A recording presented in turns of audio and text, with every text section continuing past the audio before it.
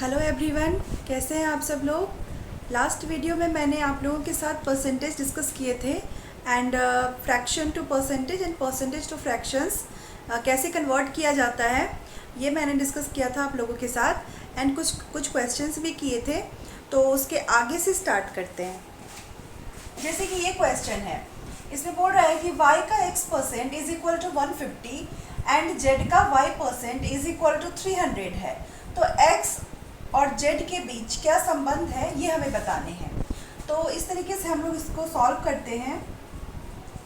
Solution y का x% यानी कि y into x by 100 is equal to 150 and similarly इधर भी करेंगे z into y by 100 is equal to 300।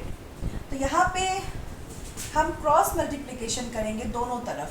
आप लोगों ने 8th या 9th स्टैंडर्ड में पढ़ा होगा क्रॉस मल्टीप्लिकेशन के बारे में कि क्रॉस मल्टीप्लिकेशन अगर बीच में इक्वल टू होता है तो इस तरीके से किया जाता है। ऊपर वाले को और इस साइड वाले को मल्टीप्लाई करते हैं और इधर से ऊपर वाले को इधर से नीचे वाले को मल्टीप्लाई करते हैं। तो क्या करेंगे, y into x is equal to 150 into 100। Similarly यहाँ भी करेंगे z into y is equal to 300 into 100। हमें ना z और x के बीच में रिलेशन बताना है। तो देखते हैं कि इस दोनों में क्या कॉमन है। इस दोनों में ना y कॉमन है। y कॉमन है तो हम दोनों तरफ y की वैल्यू निकाल करके और दोनों को इक्वल कर देंगे। तो y की वैल्यू हम निकालते हैं 150 इंटू 100 अपॉन x।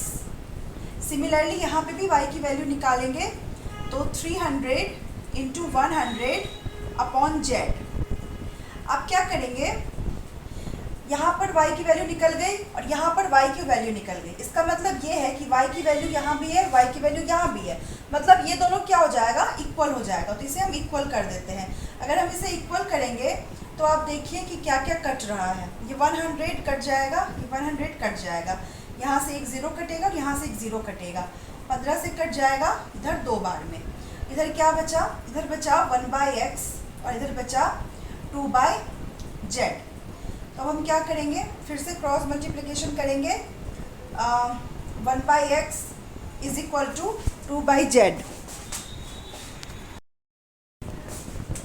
तो देखिए फ्रेंड्स, इसका आंसर क्या हो जाएगा, क्रॉस मल्टीप्लिकेशन दोबारा से करेंगे तो z is equal to 2x। तो ये हो जाएगा हमारा इसका आंसर। अब सेकंड क्वेश्चन देखते हैं।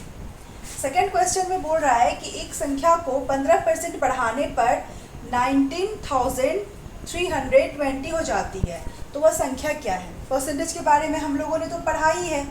तो इसी तरीके से हम लोग 15% की वैल्यू, फ्रैक्शन वैल्यू निकाल लेते हैं। 15% की जो फ्रैक्शन वैल्यू हो जाएगी वो हमारी हो जाएगी 3/20।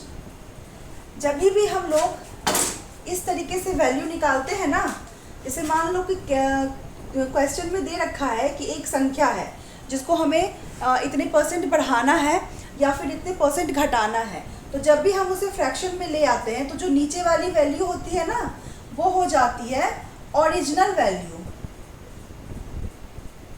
और जो ऊपर में वैल्यू होती है वो ओरिजिनल वैल्यू से बढ़ानी या घटानी होती है। जैसे कि बोल रहा है ना कि 15% बढ़ गया है, यानी कि ओरिजिनल वैल्यू 20 है जिसमें कि हम 3 बढ़ाए हैं। ठीक है, अगर बोलता कि 15% घटा है तो यहाँ से 3 घटा देते। तो जो नीचे होता है वो होता है ओरिजिनल वैल्यू, और जो ऊपर होता है ना उसे हम बढ़ाते या घटाते हैं। उसके बाद जो वैल्यू आती है वो आ जाती है फाइनल वैल्यू। तो यहाँ पे बोल रहा है कि 15% बढ़ाने पे इतना आता है।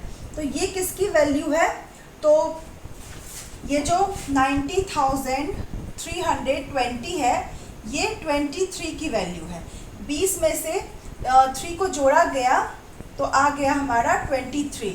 तो 23 की वैल्यू है 19,320 और हमें ओरिजिनल वैल्यू निकालनी है, यानी जिस संख्या से बढ़ाया गया है ना, जिस संख्या पे, वो वैल्यू निकालनी है। तो वो वैल्यू हमारी, यानी कि हमें 20 निकालना है। तो इसे अगर हम काटते हैं तो 23 से हमें इसे कट करना होगा। तो ये 8 बार में जाएगा, फिर 4 बार में जाएगा, उसके बाद फिर 0। तो इसको इस तरीके से फाइंड आउट करते हैं, 0 0 8। तो ये आ गई हमारी इसका आंसर। आई होप आप लोगों को समझ में आया होगा।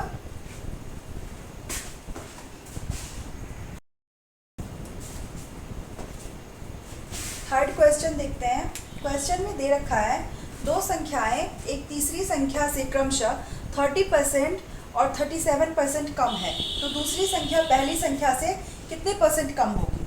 तो इसका सॉल्यूशन देख लेते हैं। तीन संख्या है, मान लेते हैं A ratio B ratio C. इसे हम रेशियो के फॉर्म में अच्छे से निकाल सकते हैं, जब हम रेशियो पढ़ेंगे तो बेहतर समझेंगे।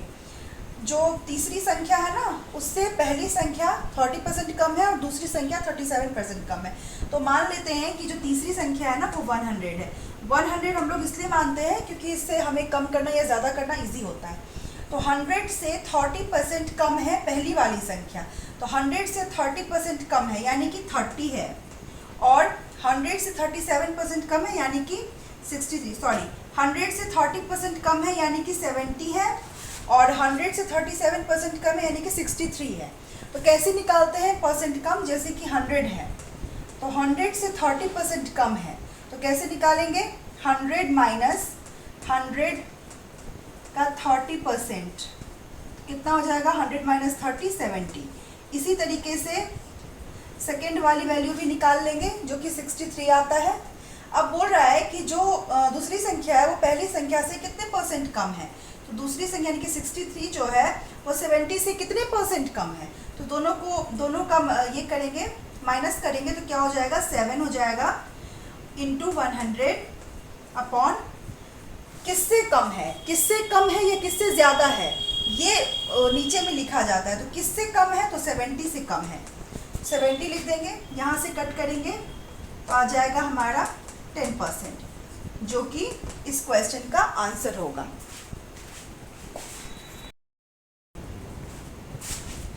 आई होप आप लोगों को ये तीनों क्वेश्चन समझ में आए होंगे। तो आज के लिए इतना ही, मिलते हैं फिर नेक्स्ट वीडियो में। अगर वीडियो पसंद आई हो तो चैनल को लाइक कीजिएगा, सब्सक्राइब कीजिएगा और शेयर कीजिएगा। Thank you so much.